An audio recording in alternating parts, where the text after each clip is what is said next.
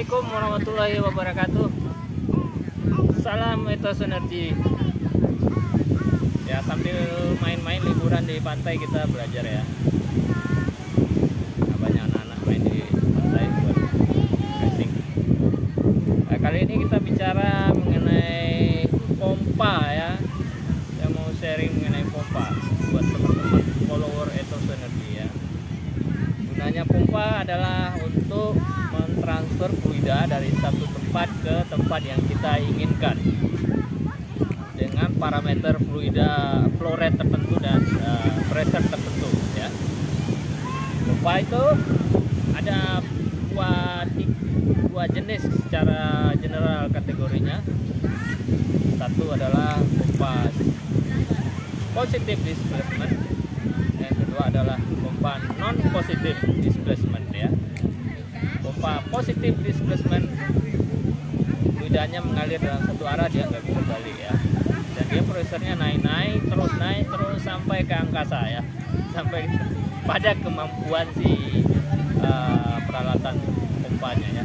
Kalau pompa sentrifugal, pompa non positive displacement, contohnya adalah pompa centrifugal pump ya. Yang paling banyak pompa yang dipakai di dunia industri adalah centrifugal pump. Mungkin 80% ya, kalau yang saya baca 80% dari populasi pompa di dunia adalah pompa centrifugal pump.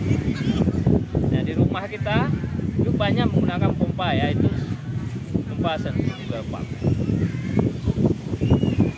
Nah, perbedaannya apa secara general? Kapan kita menggunakan pompa positif? Kapan kita menggunakan pompa centrifugal pump?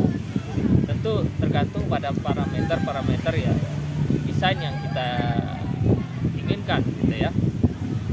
Nah, saya sekarang menjelaskan mengenai pompa centrifugal pump terlebih dahulu ya. Pompa centrifugal pump itu dia rupanya kayak gini lah ya, gini ya. Jadi dia kemampuan discharge pressure-nya, head-nya itu terbatas, hanya sampai di sini saja.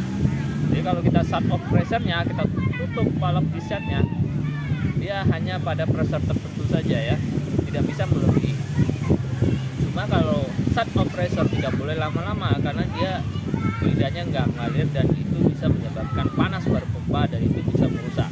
Kita harus sediakan proteksi di kondisi shut off pressure atau fluida nggak mengalir. Misalnya no flow, jika tidak ada flow mengalir, maka si prime movernya harus shut off ya. Kita kirim sinyal untuk men-shut off pompa atau membuka valve ya, tergantung kondisi desain kita ya. Nah, biasanya pompa centrifugal itu dia mempunyai flow rate yang besar ya, flow rate besar ya. Flow rate-nya lebih besar relatif terhadap pompa positive displacement. Nah, kalau pompa sentrifugal itu biasanya kita operasikan di best efisiensi poinnya ya, jadi titik efisiensinya yang best ya. Kita nggak ingin pompa kita rusak ya, beroperasi setelah setahun ya dia rusak, nggak bisa, harus ganti lagi yang baru gitu ya. Nah, supaya pompa kita beroperasi lama sesuai desain, kalau plan kita desain itu biasanya 25 tahun ya. Nah, makanya kita untuk mencegah terjadi kerusakan di awal, kita operasikan di titik-titik yang mendekati best efficiency point-nya. Nah, kalau saya gambarkan begini tadi kurvanya, nah posisi best efficiency-nya di sini. Kenapa di sini? Karena di posisi best efficiency point itu vibrasinya rendah, kemudian tidak ada kavitasi, kemudian energi yang digunakan juga lebih hemat daripada kita mengoperasikan di jauh dari efisiensi poinnya ya gitu.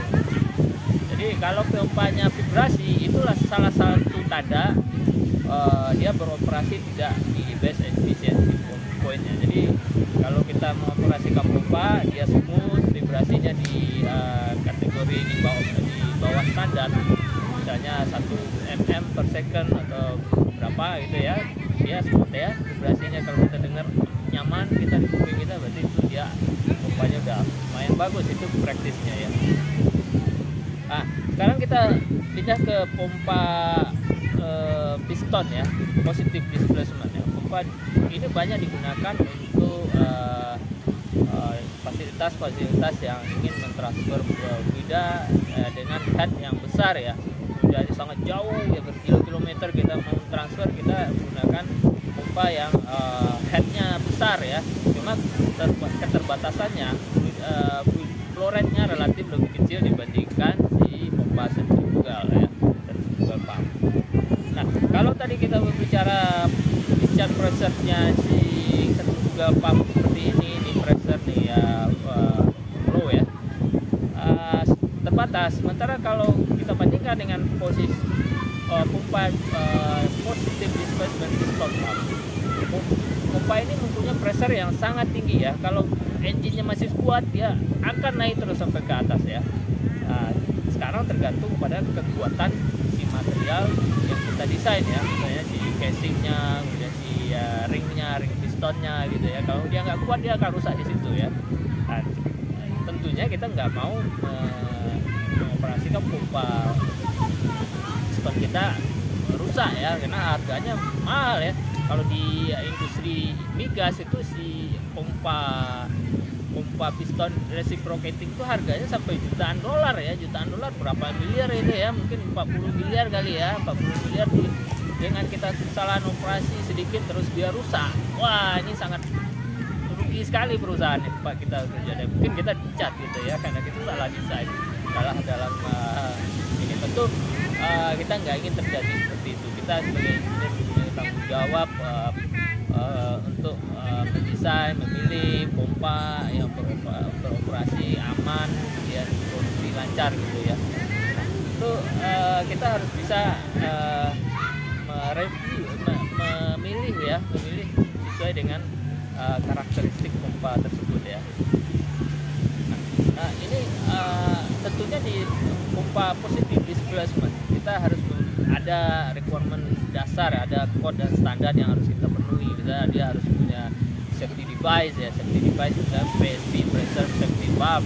Jika dia pressure lebih dari setting yang kita inginkan, dia akan popping ya, dia akan keluar dari safety device tersebut dan dibuang ke, nggak boleh ke lingkungan ya, dia harus dibuang ke fasilitas yang sudah ada penampungnya gitu ya, jadi tidak merusak lingkungan dan juga tidak berbahaya buat api misalnya, kalau misalnya fluidanya flammable ya.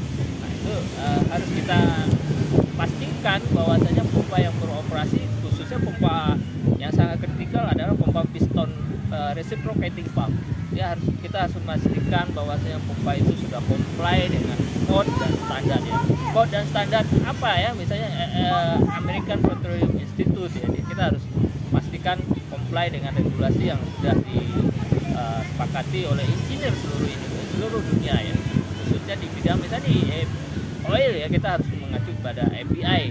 Kalau kita untuk proses, kita bisa menggunakan ASME atau API ya, yang umum ya. Nah, itu kita bisa, itu sedikit yang kita bisa saya sampaikan sharing ya. Nanti kita bisa lebih lanjut membahas mengenai teori, diskusi mungkin ya. Kalau nanti bisa kita, kalau ada waktu kita bisa talk show, diskusi, tanya jawab, pengalaman kita, supaya bisa saya tularkan ke teman-teman, supaya bisa mendapatkan wawasan juga ada, mungkin bisa lebih terpacu untuk mempelajari lebih jauh mengenai pompa ya. Pompa ini sangat penting ya di dunia mechanical engineering, rotating ya, karena banyak sekali fluida yang ingin ditransfer ya dari sumur ke customer ya, atau dari dalam proses ya, dalam suatu power plant kah, atau di dalam kilang minyak. Tentu kita harus mentransfer fluida itu ke suatu tempat ya. Ini sangat penting sekali ini ya sebagai mechanical engineer ya. Oke, baik, itu sedikit yang bisa saya sharing hari ini. Mudah-mudahan bermanfaat buat teman-teman. Sekali lagi, salam Ethos Energy. Assalamualaikum warahmatullahi wabarakatuh.